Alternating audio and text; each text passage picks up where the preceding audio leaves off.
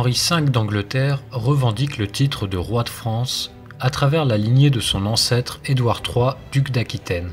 Le souverain anglais est prêt à renoncer à la couronne de France si le roi de France actuel, Charles VI, lui cède la Normandie, la Touraine, l'Anjou, la Bretagne, la Flandre et l'Aquitaine, en plus d'un énorme pactole. Les négociations n'aboutissent à aucun accord et Henri V d'Angleterre décide alors de récupérer son dû par la manière forte. Le mardi 13 août 1415, 1600 navires anglais accostent sur les côtes françaises, non loin de l'embouchure de la Seine. Près de 30 000 hommes en débarquent et marchent vers Harfleur pour l'assiéger et en faire une colonie anglaise. Face aux 6 000 hommes d'armes et 24 000 archers anglais, les défenseurs d'Harfleur ne sont qu'une poignée, quelques centaines tout au plus. Après que les murs de la ville soient partiellement détruits par les canons de l'armée anglaise, le commandant français d'Harfleur parvient à négocier un délai dans l'espoir qu'une armée arrive à l'aide, mais il n'en est rien et Harfleur tombe aux mains des Anglais un mois plus tard, le 22 septembre 1415. Cependant, ce siège ayant trop duré aux yeux d'Henri V, la maladie s'étant répandue parmi ses troupes et sachant qu'une grande armée française marchait vers lui pour l'empêcher d'avancer vers Paris, le souverain anglais décide de regagner Calais, aux mains des Anglais depuis plus d'un demi-siècle, afin d'y réembarquer pour l'Angleterre. Le temps jouant contre les Anglais, les canons trop lents sont laissés à Harfleur et l'armée se met en marche. Arrivés dans la baie de Somme, épuisés et tiraillés par la faim, les soldats anglais découvrent des champs de pieux garnis de moules et s'en emparent pour les manger, ne sachant pas qu'il y avait une bonne raison pour laquelle ces moules ne furent pas ramassés plus tôt. Frappés de dysenterie, les Anglais se vident en marchant, tombent par centaines, puis par milliers, souillés de vomi et d'excréments. Cette marche forcée vers Calais est une vraie hécatombe pour l'armée malade d'Henri V. L'armée française, quant à elle, s'installe en bas d'un grand champ fraîchement labouré, bordé de 2 forêts, non loin du petit château d'Azincourt, coupant la route de Calais aux Anglais. C'est sous une pluie diluvienne que toute la grande et petite noblesse française, à part quelques rares exceptions dont le roi de France qui est malade, se retrouve à la tête de milliers d'hommes d'armes et d'arbalétriers. Ainsi, entre 12 000 et 15 000 Français font face aux 9 000 Anglais moribonds qui établissent leur camp pour la nuit de l'autre côté du grand champ. Dans le camp français, les discussions sur la stratégie à adopter pour la bataille qui s'annonce font débat. Si certains seigneurs, dont David de Rambure, chevalier vétéran de nombreuses batailles et grand maître des arbalétriers, ou encore le connétable Charles d'Albret, sont plutôt d'avis de placer en avant-garde les arbalétriers français, ayant une plus grande portée que les archers anglais, accompagnés de quelques canons disponibles, afin de faire subir aux Anglais un maximum de pertes avant d'engager le combat au corps à corps, la plus grande partie des seigneurs présents, et notamment Charles d'Orléans, neveu du roi de France, trouve l'idée d'utiliser des canons, alors que les Anglais ont laissé les leurs à Harfleur, peu chevaleresque. De plus, les arbalétriers n'ont rien à faire devant. De quel droit voleraient-ils toute la gloire qui revient aux grands seigneurs et chevaliers ?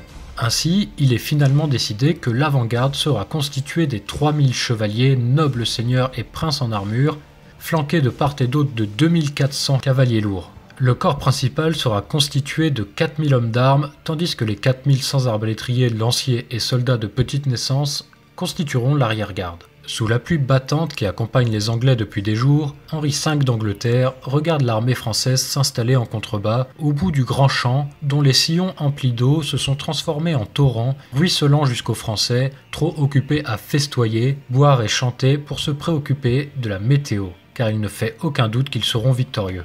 Le souverain anglais ordonne à ses longbowmen, ses archers, de bien protéger les cordes des arcs de l'humidité et de vérifier l'état de leurs flèches avant de dormir pour se reposer avant la bataille qui s'annonce.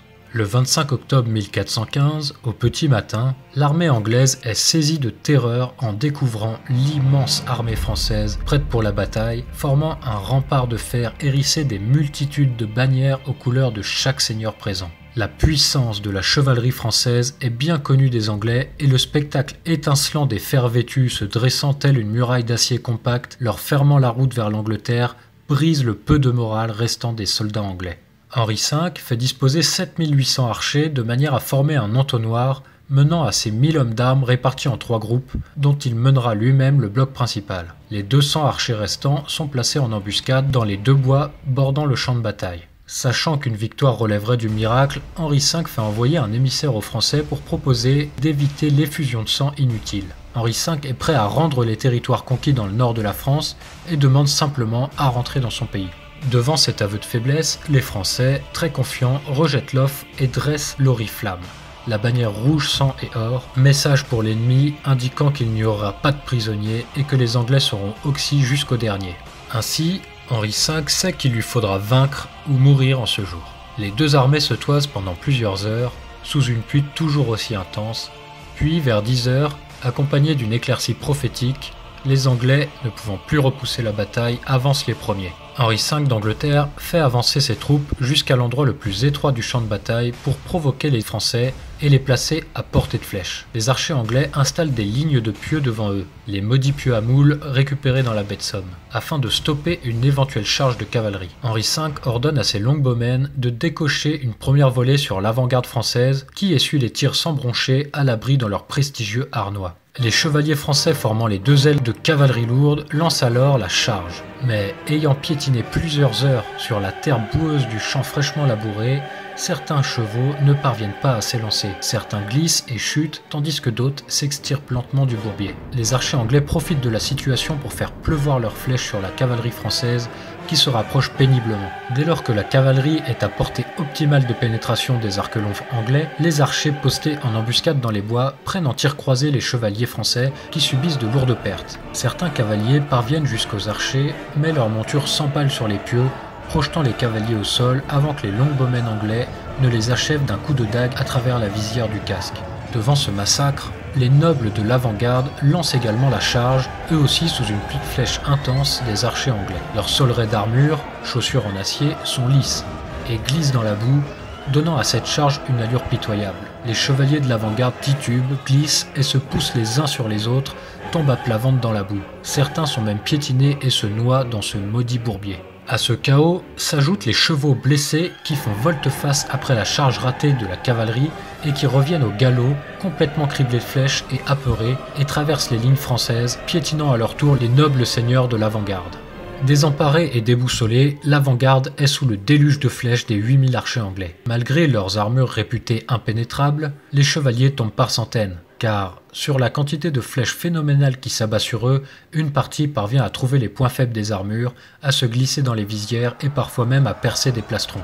Malgré tout, certains chevaliers de l'avant-garde parviennent à engager le combat au corps à corps avec les hommes d'armes anglais. Jean d'Alençon, le téméraire chevalier français, parvient même à se frayer un passage à travers les hommes d'armes anglais jusqu'à la garde personnelle d'Henri V d'Angleterre, tuant le duc d'York et blessant le duc de Gloucester avant de parvenir jusqu'au roi. Les gardes du souverain se ruant sur lui, Jean d'Alençon réussit néanmoins à frapper le casque d'Henri V, faisant ainsi chuter dans la boue la couronne fixée sur le aume du roi. Jean d'Alençon est transpercé de toutes parts et s'écroule, non sans s'être vaillamment battu et emporter de nombreux ennemis dans la tombe.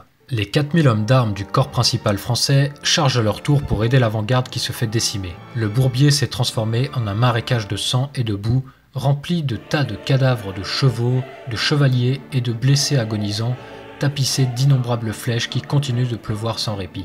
À l'arrière-garde, les arbalétriers tentent de faire feu en direction des archers anglais, mais n'ayant pas protégé leurs équipements de l'humidité, les cordes sont détendues et le matériel a rouillé. La plupart des carreaux d'arbalète tombent quelques pas devant les arbalétriers, qui se disent alors que c'est finalement une bonne chose qu'ils n'aient pas été placés en première ligne.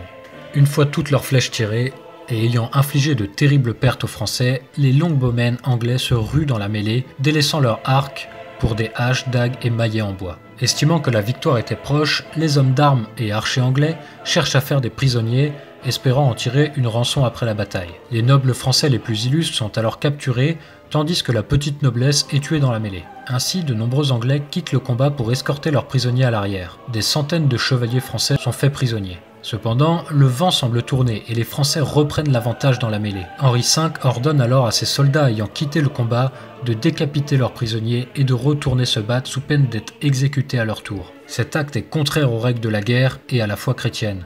Les chevaliers français sont stupéfaits et horrifiés. Au même instant, un groupe de 600 paysans français, mené par le seigneur du petit château d'Azincourt, se faufile à travers les bois à l'arrière des positions anglaises et massacre les gardes qui protègent les quartiers du roi. Ils s'emparent de la couronne officielle et du trésor royal avant de redisparaître aussi rapidement qu'ils étaient apparus dans les bois. En contrebas, les Français sont décimés et fuient de toutes parts.